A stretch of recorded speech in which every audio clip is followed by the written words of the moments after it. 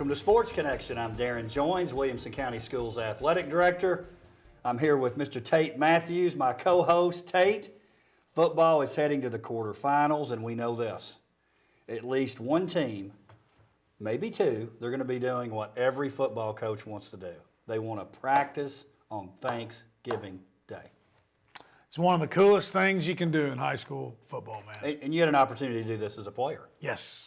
So talk about that a little bit. Well, it's neat, man. You know, everybody else is either traveling or getting ready to have their Thanksgiving brunch, lunch, dinner, whatever, all the above. And, you know, usually we always did it at 8 o'clock in the morning. And so, you know, you're getting up on Thanksgiving morning. It's probably cold, but the sun might be out.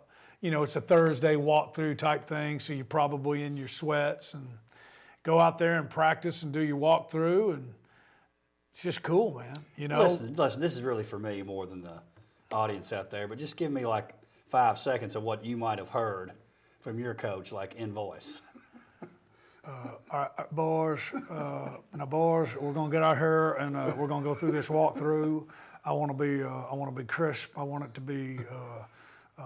be fast and crisp. Let's knock this out. Go home, be with your families, hug your mama's neck. Don't eat too much flipping. Eat some turkey, some green beans, but don't, god dang, Butch, don't be eating the pecan pie with the whipped cream. Okay. Is that pretty good? That's great. Appreciate that. For those of you who don't know, it's Carlton Flat. Hey, Tate, listen, before we dive too far into football, which this is a big-time football show, right? This week we're getting down to the nitty-gritty of the playoffs. We've got some sports that just ended. We got basketball and bowling and wrestling getting going. And by the way, we'll have Basketball Media Day live stream. We'll get that information out. Appreciate you're going to be there. We're going to have one player from each team, boys and girls. We'll bring them up by school, so it'll be the 2 head coaches. And it'll be 1 player from each team. So it'll be 4 sitting there. We've got the media ready to go back at Mathews. Oh, yeah, and what a great venue. Shout out to you. Good job by doing that. You and working through your Road Warrior buddy, DP. What is it going to be up on the patio? Of course. Oh, man, love it. I'm sure there probably may be some heating lamps or whatever. I'm really excited about it. Got some new coaches. One's a new coach that's really an old coach, and Tony Hill, but Coach Wilkins and Coach Bond and 6 out of 18. Coach Hamilton. 6 out of 18 are 6 new. out of 18. I'm excited Marcel about that. Williams. Yep. He's new, but he's kind of old, right? He's been in the system with. I had forgotten he was with Coach Sigenthaler, but That's right. yeah, That's so correct. I'm very excited about that. And you know, just like in the football, I love watching the young, and in this case, it'll be young men and women. You get to see, you know, a different side of their personality, and I'm always impressed with how comfortable they are in that setting, because I don't think I would have been. Jared Street, Paige. Yep. Got to mention him. Hey, and appreciate WCTV, and Lance will be there providing the live stream link. He'll be keeping us under control. It'll start off, we'll do a little 30-minute basketball preview show. You and I will. We're going to bring the juice? We're going to bring the juice, and then after that, the coaches will be there, and lots of food. Lots of food. Mafiosos, they very rarely disappoint, if ever. Well, we'll see. I think they'll do. It'll be great. Yeah, I love their pizza. I do too. I really do too. Hey, let's talk about this, Tate. Bowling has changed the setup. Now in bowling, there's an individual state qualifier. What they used to do is they would do it off averages. Now, there was a couple things that was actually bad about that. One was this. You would have bowlers, if they weren't bowling very well in a particular match, asking to come out. So their average would stay higher. Now it's it's a qualifier, which is great, and it's set up in 4 different, what they're calling sections. Our bowlers are in Section 3. From Section 3, 20 bowlers qualify for the state tournament. There'll end up being a total of 54. I love it. So I say that to say this. We had it this past week at the Strike and Spare in Hendersonville. Hey, good spot. Good spot. We had 4 young ladies qualify. The guys are coming up here soon, but 4 young ladies qualify to make it to the individual state, which will take place in January in Smyrna. 10th place, Leah Miller, Franklin. 13th, Sam Daly, Brentwood. 17th, Maddie Yates, Franklin. 20th, Mary Kate Polk, Franklin. Congratulations to Coach Popovich of Brentwood.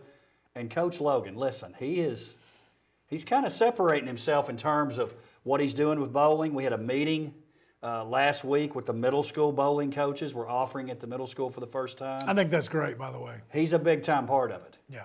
He is. So, bowling, we're going to get a state title soon. Well, I mean, that's just the way it works, right? Once we get into it, it's not long before we take over. So, but now, this isn't a Hardin County show, but I'm telling you now, Hardin County, they start growing them early. You know when they start, don't you? Elementary school. Elementary school. But and that's a real story. listen, I've got a little inside tip, though. This You've been doing your research. Coming from my man, Coach Logan.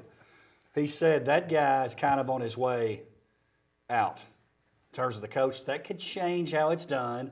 We're on the way up with middle school bowling. Not quite elementary yet. Yeah. But, Franklin finished second last year. Maybe they win it if we already have that in place. That's right. It's coming, for sure. We just need to make sure they don't come after Coach Logan if that guy gets out. But you've got that taken care of, right? Listen, we've got that on lockdown for now. We'll, Coach, we got it. So it's exciting. Congratulations to those young ladies. Hey, man, I love it. I love watching a bowling match. I do too. And the thing that's interesting too, hear Coach Logan and some of these coaches talk about, what they do and what they're looking for. They talk about baseball players. A lot of times you got baseball players, they've got that and softballers, so to speak. Well, who's got several 300 games to his name? Mookie Betts. Mookie Betts. Won the state title as a junior. Is that crazy? It's nice. Yeah. It's nice. So anyway, congratulations to them. Excited. And just like we say this all the time, if it's a sport, it's important. Dang right. And it's important to these young men and young women and these coaches, so I'm excited. Do they keep score? They do keep score. And it's important. Hey, let's talk about this, Tate. Round 2 of the playoffs. Yeah. Summit Brentwood. Now listen, I think you would agree with this. Coach Coleman and the Summit staff, they were a little nervous about this. I think they've been thinking about this one for a few weeks because really Brentwood, especially with their defensive scheme, probably played Summit better than any team during the regular season. Well, score-wise, they did. If you're looking at the scoreboard, they did. It was their tightest game. So, and then if you talk to all the other coaches, not so much Coach Coleman, I didn't ask him, but you talk to Coach Blade, Coach Kreisky, Coach Hester, they all felt like Brentwood did. Brentwood gave them the most fits. And so, yeah, of course. You get them a second time around. I don't think Coach Coleman was real happy after the first round of the playoffs with, I don't want to say effort. I don't think it was that. He didn't feel like they were very fine-tuned. And so then and these guys had won, 6 in a row, 7 in a row? So, yeah, I think he was very worried about it. Well, it ends up working out okay, 21-3 Summit over Brentwood. It was 7-3 at the end of the first quarter. The lead had grown to 14-3 at the half. The final was 21-3. Now, if you look at total offense, Summit dominated the game. Summit with 342 yards to Brentwood's 94. Rushing was 286 to 21. Brentwood was already without Aaron Walton, who didn't play the game. Then they lose Davis White in the second quarter. Listen, against Summit, that's too much to overcome. Well, yes, because it made you, in the passing game, you had to go with a sophomore, which I think was pretty cool. Daniel Cochran came in. It's a big, tall QB. Big, tall QB. Jake Brock played back there a little bit. If you don't know who he is, you will in basketball. But I saw where Coach Finch said that he never flinched. The sophomore came in, never flinched. I was going to ask you this. Started as a freshman last year in varsity basketball. That's got to be a big part of that, right? No question. Yeah, okay. No question. He's been through it. Right. I mean, you look at those basketball crowds, just like the football crowds, but people are right on top of you. You're playing against bigger, stronger opponents as a freshman, so 100% I think it matters. So with him, Daniel can throw, a great athlete. He can run the court. You've seen him, but now are we going to run the ball with him a whole lot in quarterback? Probably not. So, again, a sophomore, I don't even know if he can drive. If he can, it hadn't been very long. But you're pretty much a passing offense at that point. And then I didn't know Jake had played quarterback. My guess is that was running the ball. You know what I'm saying? So, yeah, it just completely changed the whole offense. Well, and shout out to Jake. I know we talk about him a lot, but that young man is really, to me, what high school sports are all about. Yeah, he's a team guy for sure. He's great, man. He really is. And parents are great, and he checks a lot of boxes off for what you want as a player. But kudos for him for stepping up. He's one of those, and I'm sure I'm not going to get on my soapbox about college recruiting right now, but I don't know how you wouldn't want that guy in your locker room. You know what I'm saying? Yeah, I do. You can't have all bad apples, bad eggs. Right. You need some good eggs, and that's a guy and that I would want in my locker room. And not everybody has to be 6'5". No. And run a 2.740. Correct. I mean, you need some other dudes too. I mean, that's a whole show we can, basketball. You had one. Look at all those teams that passed on Reese. Are you kidding me, man? Whatever. Destin Wade, 208 yards rushing, 208. 56 passing. He had a touchdown pass to Keaton Wade, 2 touchdowns. And after the game, Coach Coleman talked a lot about the defense. It was just great play from Keaton Wade and those middle linebackers, Finley Jamison, Jacob Turner, Aiden Bird with an interception. Yeah. I think that's something. I mean, you might be going, well, the Summit defense didn't play.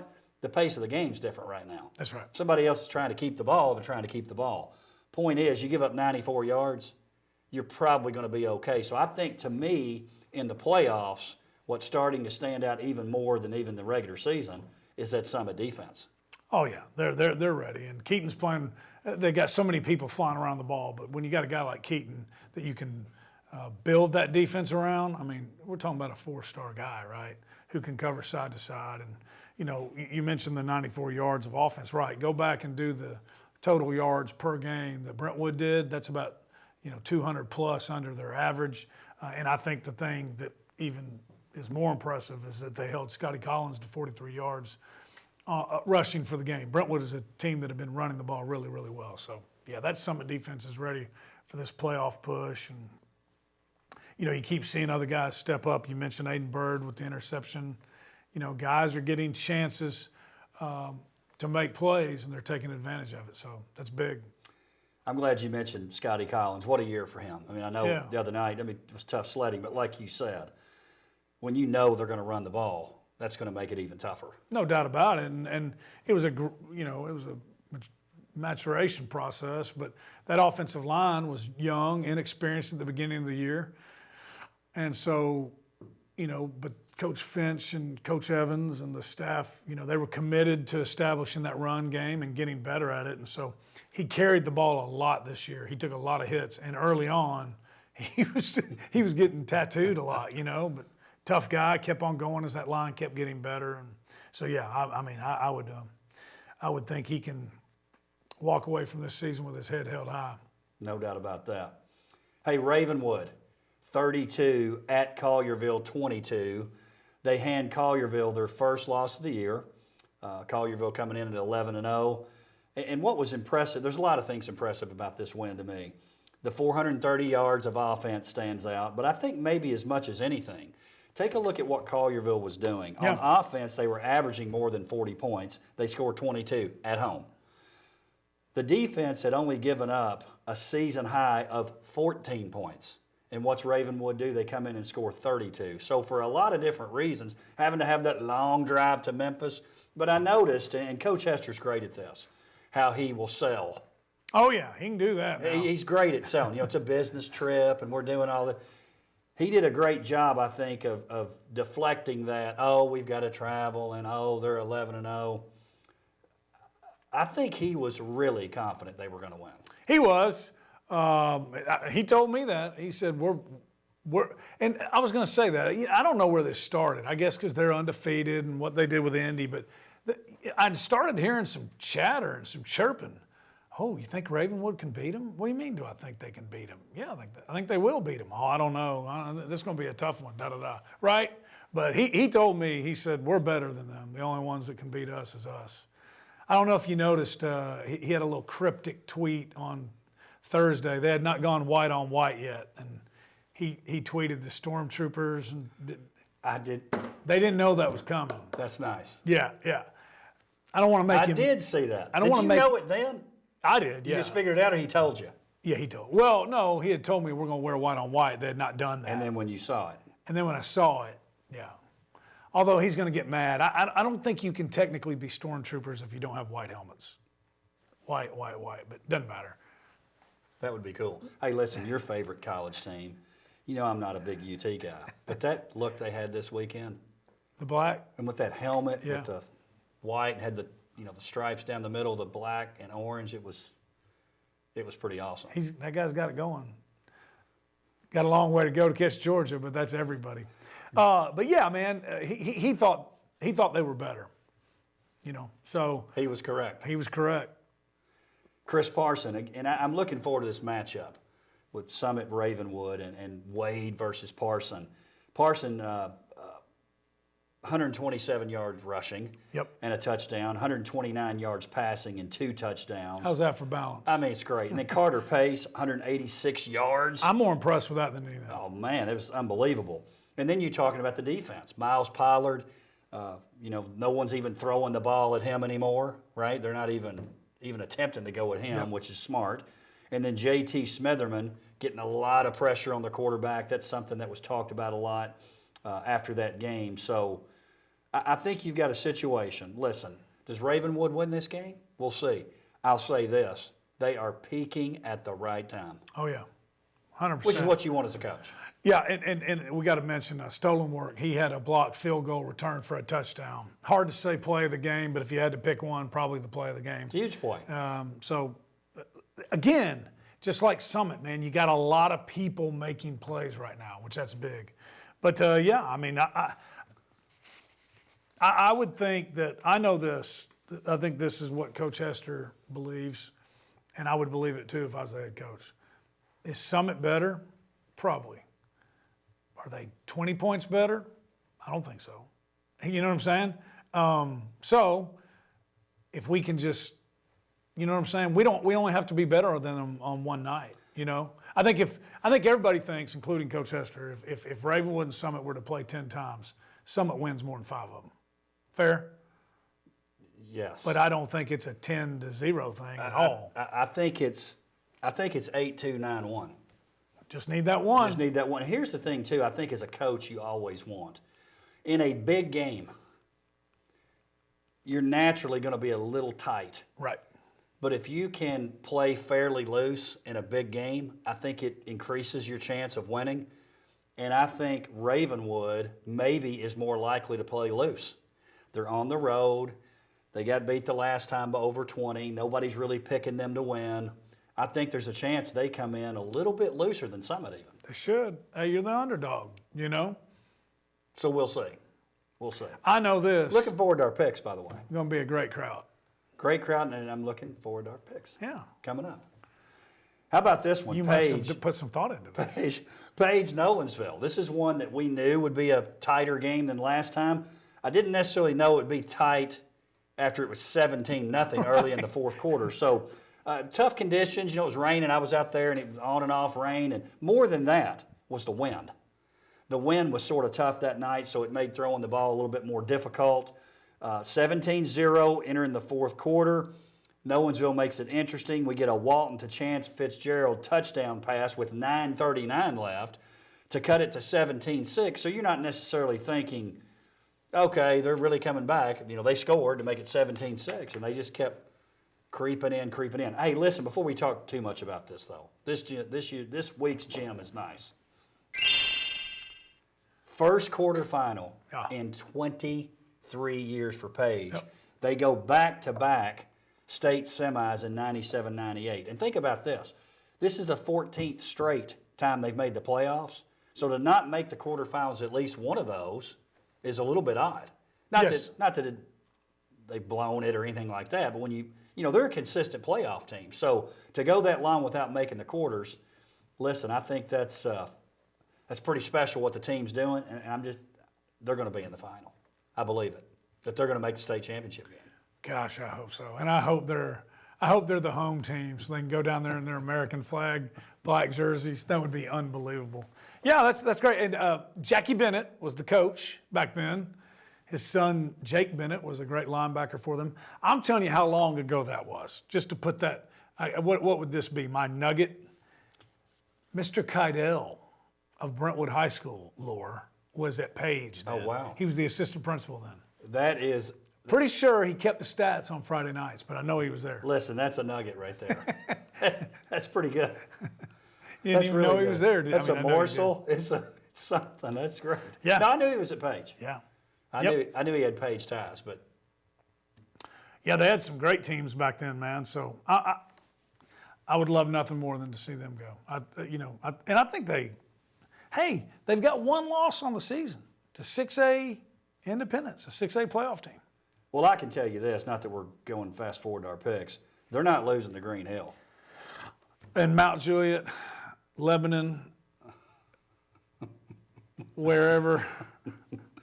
I mean, maybe if we can't get the Where bus are there we? in time, which is like, which is possible. Anytime you go 8:40, you never know. But Yes, that's true. they're not losing that game. Hey, listen, let's talk about that ending. Kind of a wild ending there. It's 20-13 with 5 seconds left. Paige, you could tell they had a plan to go ahead and take the safety, but as time ran out, or a little bit close, and then the clock didn't start. Something weird with the clock. They end up having to punt the ball away. I know the answer to this. Okay, Do you want let's this? hear it. Yeah, I want it. So the clock said 5 seconds. The referees said there was 7 seconds or 8 seconds. But we didn't change it up top. But you didn't change it on the clock. Nobody told Coach Rathbone. So Jake McNamara, pretty experienced, poised quarterback, right? He does exactly what he's told to do. Clock runs out. They think, oh, no, there was 2 seconds left or 3 seconds left. So I'm thinking, I think Coach Rathbone was pretty upset about that one. But anyways, they didn't tell him. Nobody told him. Nobody changed it on the clock. McNamara does exactly what he was supposed to do. And so, they think they just hit zeros. The game's over. Oh, by the way, we gotta kick this thing It's like off. soccer. It's like the extra time. Like, oh no, it's Not so over yet. fast, my friend. So here's what I think's interesting about that. Give Nolensville credit. Yes. They field the kick and immediately down. They don't try to run it back or. Right. So in their minds, they were thinking Hail Mary pass is a more likely way to score than trying to Stanford Cal Bandit Yes. That'd be great, in wouldn't it? the old days. Doug Flutie against the Hurricanes. I mean, so they just a wild finish to that game. A wild finish. Here's one thing I thought you were talking about Paige going all the way. Here's one thing I like about it.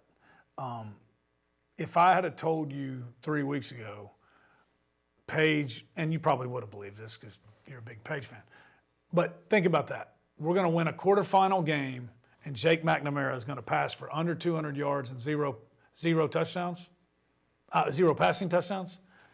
That doesn't sound like a recipe of Paige winning, does it? It doesn't, and I think it gives me even more confidence in it. That's what I'm saying. It really does. Cunningham, who's been not quite himself lately, but he gets 101 yards rushing and a touchdown the other night. I just like the pieces they have. You too. talk about McNamara, but they have a lot of guys who can play on yeah. offense. Not the least of which is Mr. Hurd, who's pretty good on defense too. You got those receivers, Boy Smith, Walker, who's doing a great job. Yep. I just like where they're at offensively, and I just do think too. they're going to score a ton of points against Green Hill. Yep. Well, that's how they play, so you're going to get a lot of opportunities. Nolensville, great season again for Kobe Walton. Kobe, he'll be, when you're talking about quarterbacks and on the Mike Bobo watch list, when the year starts next year, this dude may be at the top of the list. Oh, he's definitely going to be a favorite, no doubt. Mr. Parson is back as well, so I'd say those two are going to be at the top of the Mike Bobo quarterback of the year 2022 But list. wouldn't you think because of experience and that Parson is closer to his ceiling than Walton is? I think Walton's going to make another. Parson's great, but he's closer to, hey, this is where he's going to be as a high school football player, which is really good. Yeah. Walton, because he's a one-year starter, I think he's got even Well, a bigger jump to make. he's got 1 year starting under his name, and he passed for 32 touchdowns. And there were a couple games there where it didn't go so well. And like 5 interceptions. Yeah. I mean, Huge. But don't forget, this is Parsons' first year of starting. At Ravenwood. I think ever. He didn't start before. We need to do. We need to do a little research on that.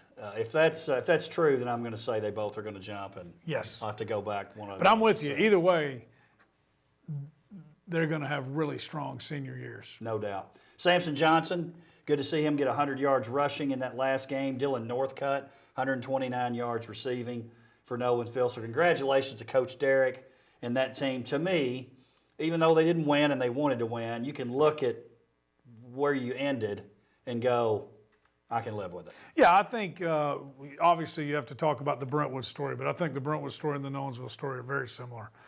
Both of those teams had some adversity early on in the year where they could have, Coach Derrick talked about it, they could have packed it in, said, hey, we're done.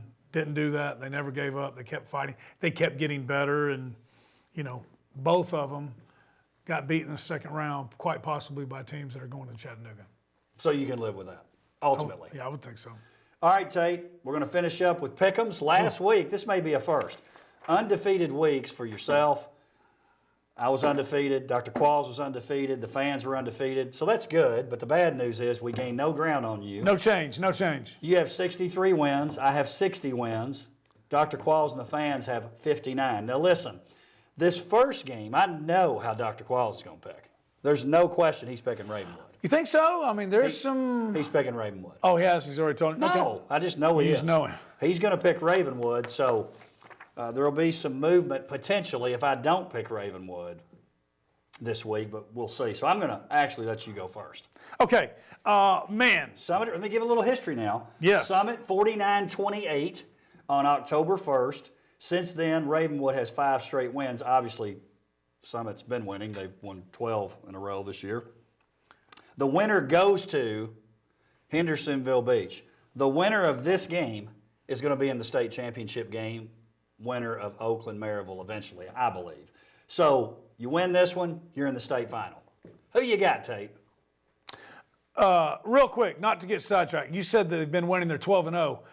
I'm starting to think, when you said that, Summit hasn't lost since they lost to Franklin last year, right? That's correct. So it's like 17, 18 in a row? It's a ton. Okay, Ravenwood. I thought Ravenwood was going to win the first one and then Summit win the second one. Boy, was I wrong on that one, 49-28. Ravenwood is getting better. They're healthy. They weren't very healthy the first time they played Summit. They're really healthy. They just beat a really good Collierville team, undefeated, went in on the road to Memphis, drove by building up. I the like Blue this. City Cafe and laid the smack down. Playoff football, running the football, defense. Not going to make the same mistake twice. This only happens about once every 5-6 years. Do I pick against the Visor? Oh. But I think Summit's better built for playoff win. Plus, I know you really wanted me to pick Ravenwood. Well, let me tell you what I was going to do. I thought it was going to be Summit, regular season, Ravenwood in the playoffs. Oh, good. But when I watched that game, I'm like, I don't foresee Summit losing if they play again. And Summit's healthy. But it started changing my mind a little bit when you're talking about how Ravenwood was trending in the playoffs, playing well. Summit's played well in the playoffs, but it's been proven that maybe you can keep them under 30. It's been happened twice in the playoffs. But it's Summit. I think Summit's winning. I think it's going to be a great game. I think it'll be less than 10. I don't think it's going to be 20. It will not be 20. But I think Summit wins. So we both pick Summit. Well, but the great thing is, if we are right, you're going to extend that lead to 2 over Dr. Qualls. Yeah, he'll pick Ravenwood. No doubt. I mean, I think he's a Red Zone Club member, just kind of with a And Coach Coleman, he's watching, and he knows that too. Yeah. But there's a lot of history now between those two, too. I mean, right. If there's anybody he would pick over Ravenwood, it's Summit. But I'm with you. I think he's going Ravenwood. But, numbers. And don't be surprised. Now, hey, this is about the time of year you start seeing number 1 just kind of real under the radar, which is kind of hard for number 1 to ever be under the radar. And you look up and he's out there at cornerback. That's when you know it's getting real. Yes, we'll see how the fans pick. And by the way, keep picking WCSCO Athletics on Twitter. Now, the next game I'll pick first. I've already said it. Paige wins at Green Hill. Now, I did a little research on that. Not that this means anything, because it really doesn't. The winner is going to host the Springfield-Henry County winner, which I think is going to be Springfield, by the way. I do too. Common opponent. Again, this really means nothing, but I thought I'd throw it out there. Green Hill defeats Columbia last week, 21-17. Paige beat them 42-35 on October 1st. Also, Wilson Central, that was a 10-point win from Green Hill, a 20-point win from Paige. Again, that really means nothing to me. Paige is going to roll into Green Hill, and I think they're going to win. Put it this way, I think it'll be closer to 20 than it will be 10. Ooh, I like that. I believe that. You? I think Paige wins for sure. They've definitely played a tougher schedule. I think not to be on the Green Hill bandwagon here, but it is pretty impressive what that guy's done. They're a second-year school. Their only loss was to the Siegel Stars. First game of the year. In week 1, which Siegel did not make the playoffs. I do think they'd beat Siegel again if they. So, anyways, what I'm saying is they have not played near the schedule that Paige has had. Paige is more explosive, and we talked about that offensive and defensive line. You got Mr. Hurd over there on defense. He's kind of the bell cow. They got a running back in Brax Lamberth who he rushed for over 1,000 yards and after 7 games and all that. Kind of a John Riggins type dude. Again, that schedule was like it's JV to compare to what Paige did. So I think Paige gets after him. It's high scoring, but yes, they win double digits for sure. Here's a thought for you. Can you imagine this? That Paige student section on a game that they're hosting to make the championship game. It'd be a lot of fun. That Patriot, your boy, that Patriot. I was going to say, somebody might need to get his cell phone number. They might need to. He might need to have security. He will be on point Friday night. No doubt about it. Tate, looking forward to it. And that's a cool place. Yeah. So I think the Patriot Nation will show up and support their team well. But yeah, it's going to be an exciting game, Paige. Do you think maybe we need to add some other games or to change this up a little bit maybe next week? Or listen, I don't want to cheat the game. Okay, all right, I'm with you.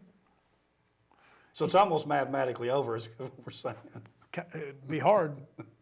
Well, you and I picked the same. Well, and we can have 3 games in the final. We can have 2 finals, and you're up 3, so I guess it's kind of over.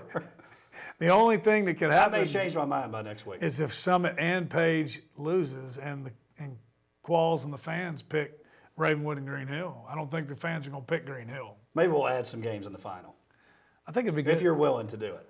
Why not? Hey, now hold on now. Hey, I'm picking Alcoa to win. That's a take. I think you're right, but now, I think Hendersonville beats Beach. Hendersonville played Ravenwood really well.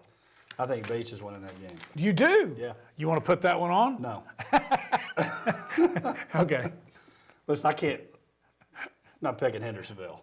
I understand why, but do you really think Beach is going to win? Yes. Hendersonville's pretty good. They lost by 7 to the Raptors. Beach. Hey man, I'm glad we're going to have somebody in the semifinals practicing on Thanksgiving. No doubt. Tate, looking forward to seeing you for Basketball Media Day and to talking about these quarterfinal matchups next week. It's going to be fun, man. Let's take this thing all the way to December. What would that be? 5th? 4th or 5th, yeah. That's right. Well, 4th and 5th. Let's finish right. strong, and then we'll dive straight into basketball and wrestling, or if you're from Memphis, wrestling. Appreciate you being here, Tate. Yeah, man. As always. And thank you for joining us for Sports Connection. We'll see you next time.